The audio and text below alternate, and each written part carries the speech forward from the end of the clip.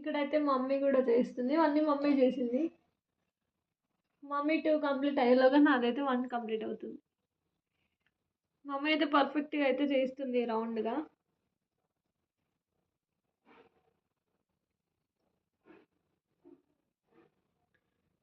చూడండి ఎంత చక్కగా సర్కిల్ లాగా వచ్చింది, చాలా బాగా వచ్చింది. నాదైతే లవ్ షేప్ వచ్చింది, డ్రాప్ షేప్ వచ్చింది ఇక్కడ.